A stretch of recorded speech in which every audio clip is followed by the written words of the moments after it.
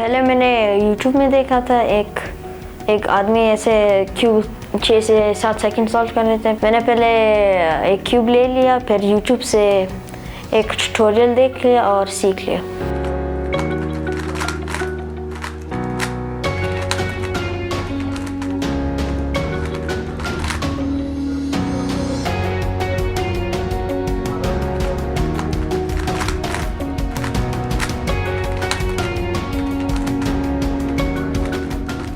3 से 4 घंटे प्रैक्टिस करता हूँ और एक साल में शायद मैं जब ये कंटिन्यूसली प्रैक्टिस करता हूँ शायद मैं 2 सेकंड में काम करूँ।